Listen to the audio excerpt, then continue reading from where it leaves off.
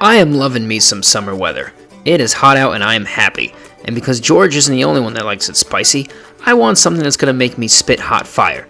No, not this kind of hot fire, but this kind, that is also paired with a nice cool creamy blast. Sounds like a plan and I'm excited. To the kitchen. What better than a jalapeno popper? Spicy jalapeno, cool creamy cheese sounds like the perfect combo, so let's give it a whirl. So we're gonna start by cutting off the stem of this, and I'm choosing to go the long way to stuff these bad boys, so I'll make one long stroke right down the middle. Now we want to get rid of these seeds. Give you a couple examples here. I'm just using a spoon to scoop these out. You could do this over the trash or just any kind of container, whatever's easiest. Here's a paper towel method, just scoop them out to protect my fingers. Probably the best way to do is if you have gloves, just throw gloves on and scoop these out into a container. But you could use a paper towel, spoon, whatever you have. And there we go. We have a nice canvas for our creamy cheese in our jalapeno poppers. And speaking of our cheese filling, I want to fancy it up just a little bit to give it a little bit more flavor. So I'm going to get some oil in a hot pan, to which I'm going to add some garlic and red onion. Red onion because I love the natural sweetness. And I'm just going to let this go over really, really low heat, really low, really slow, and it almost turns, you can see how much it reduces. It almost turns into like a jam or a chutney of sorts. So just take your time with that, let it go really low and slow. Gives it like a real neat, nice, sweet element to our cheese filling. Here is our cream cheese, to which I'm adding pepper jack cheese. Pepper jack kind of fits perfectly. It's got little jalapenos in it, so it fits perfectly with this dish.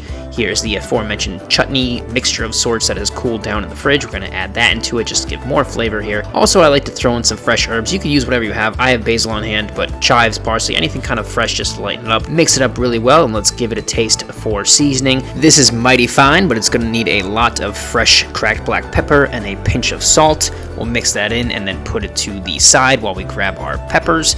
And this is kind of self-explanatory. We're just going to stuff it in there. I find if you start at the base and just kind of push it into it, kind of like a canoe shape, it just goes in there perfectly. You don't want to overstuff these. You don't want to get all over the sides or anything. Just going right to the top, it kind of works out perfectly. As always, just take your time, have fun with it. You'll find your groove, and before you know it, we'll be celebrating how many of our peppers we've stuffed. Good job. Now let's talk turkey bacon, that is. As if these weren't good enough already, we're going to add one more element to it. We're going to wrap them in bacon. I'm going with turkey bacon. Choose whatever you like, but you can see this shape. If you want to leave it nice and thick, just leave it how it is. I like a nice thin strip, so I'm going to cut these in half, and here are all of our peppers that have been stuffed. And again, you can see you just stuff it nice and up to the brim. You don't have to go all over the place. You don't have to make it messy. That's a perfect amount right there. So let's get to wrapping. There's really no rhyme or reason to this. Just do with whatever way you feel comfortable. Again, this is kind of like, I like that thin strip that kind of wraps around, but you can keep it thick. You can go double. You can go crazy. Make it your own. Do it however you like and just make it work out for you. But this is super simple. If you have toothpicks, you can pluck them in here to make them stick.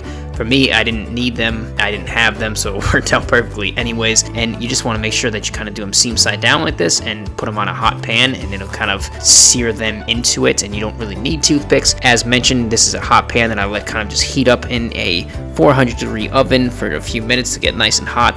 Put the peppers on there. I gave it a little bit of a spray, and while those are going for about 15 to 20 minutes, just keep your eye on them, we're going to make a glaze. So I'm starting with equal parts of balsamic vinegar, orange juice, about a third of a cup of each, and now let's grab Mr. Honey and give him a quick little sprinkle in there. This is already plenty sweet, so you don't need the honey. I just like that extra little sweetness. And now let's grab Mr. Sriracha and give him a nice squeeze in here, kind of balance out the sweet with the heat. We just want to let this go really low and slow. You don't have to mix it too much. Just keep it on low, bring it up to a simmer, and let it go.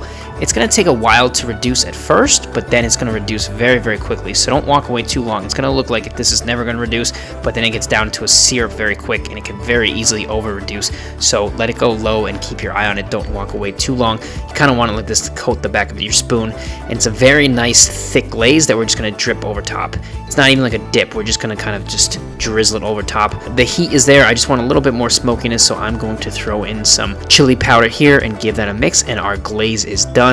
Again, a nice little drizzle over top is going to complement these perfectly. Balsamic, OJ, and honey for the sweetness and acidity. The sriracha and the chili powder for the heat. Make it perfectly balanced, as all things should be. You're a real jerk, Thanos. But anyways, back to our jalapeno poppers. This is what they look like when they come out. I mean, I just love the way the cheese kind of just crisps up and kind of broils up in that really high heat. Again, this was 400 for about 15 to 20 minutes depending on your oven. But yeah, that bacon just crisps up and wraps around the pepper. It gets nice and soft. Spicy pepper, but the creamy, cool cheese just balances out so well. And that little drizzle that we put over top, just a little touch. It's very sweet.